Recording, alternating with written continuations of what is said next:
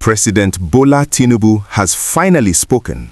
And if you live in Abuja or Aso Rock, you might believe him. But if you live in Plateau, if you live in southern Kaduna, or if you worship in any church in the Middle Belt, you will listen to his words and wonder if the president is living in the same country as the rest of us. The headline is out: No Christian Genocide in Nigeria. That is the official position of the federal government as delivered today, Friday, December 12, 2025. But let us be honest with ourselves. This statement sounds less like a reassurance and more like a dangerous detachment from the bloody reality on the ground. We are breaking this down because the disconnect between the presidency and the people has never been wider. While declaring open the NASFAT conference in Abuja today, President Tinubu, represented by the Attorney General Lateef Fagbemi, stood before a room of comfortable elites and dismissed the cries of thousands of victims as unfounded allegations. He insisted that the security crisis is driven by criminality and extremism, not religion. He told us that Muslims and Christians alike are victims. And while that is technically true that bullets don't distinguish, it ignores the targeted, systematic nature of the attacks that the rest of the world can see clearly. Let's look at the facts that the president seems to be ignoring. Just a few days ago, on Sunday, December 7, 2025, gunmen stormed St. Andrew's Anglican Church in Isiokwe, Anambra State, during worship. They shot the priest's wife dead. They abducted the vicar. Is that just criminality, or is it a targeted attack on the house of God? When bandits kidnapped 250 children from St. Mary's Catholic School in Papiri, Niger State, as they did last month, and specifically target Christian institutions, is that just economic issues? The president's denial comes as a direct response to the United States and specifically President Donald Trump, who has not minced words. On October 31, Trump designated Nigeria as a country of particular concern and explicitly used the word genocide. The US government sees it, the European Union sees it, the victims in the IDP camps in Benue see it, but our president says it is false and harmful. Who is it harmful to? Is it harmful to the dead, or is it harmful to the government's image? The disconnect is painful. While Tinubu was speaking about building resilience in an air-conditioned hall in Abuja, Christian communities in Bokos and Bakin-Ladi in Plateau State are arguably facing an existential threat. Just this month, we have seen reports of attacks that look exactly like ethnic cleansing: villages wiped out, churches burned, and lands taken over. Yet, the commander-in-chief calls it criminality.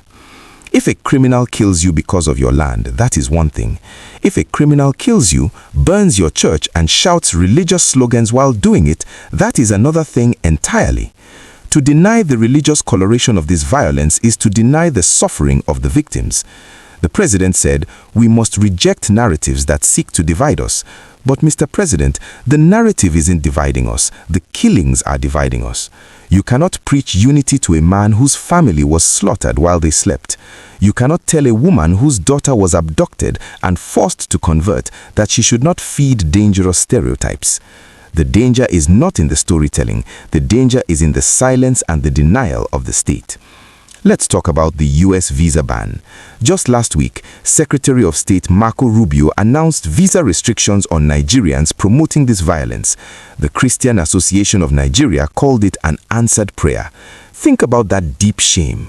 Our own citizens are thanking a foreign government for protecting them because their own government refuses to even admit the nature of the problem. When your citizens trust Washington, D.C. more than Abuja to save their lives, you have lost the moral authority to speak on resilience. The president also admitted that his economic reforms are causing temporary difficulties. Temporary? Tell that to the families burying their dead who can't even afford a coffin. The reality is that the government is failing on two fronts. The economy is strangling the people, and the terrorists are slaughtering them. And instead of declaring an emergency on religious persecution, the government is playing semantics. They are arguing about the definition of genocide while the bodies pile up. It is insulting to the memory of the thousands killed in the Middle Belt over the last decade to reduce their deaths to clashes. These are not clashes. A clash implies two fighting forces. What we have in southern Kaduna is a massacre. What we have in Benue is an invasion. And what we have in the presidency is a state of denial. The president says Muslims are victims too. Yes, they are. Boko Haram kills Muslims who don't agree with them. But that doesn't cancel out the fact that there is a specific, undeniable agenda to wipe out Christian communities from certain parts of the north. Two things can be true at the same time, but the president only wants to admit one. We need to ask the hard questions. Why is the government so afraid of the word genocide? Is it because admitting it would require them to act? Is it because admitting it would force them to arrest the powerful sponsors behind these bandits? It is easier to call them unknown gunmen or criminals because criminals are faceless. But a genocide has perpetrators, a genocide has sponsors, and a genocide requires justice, not just speeches at NASFAT conferences. The keynote speaker at the event, Dr. Nuruddin Lemu, urged Nigerians to be patient, but patience has run out. You cannot be patient with a machete at your neck.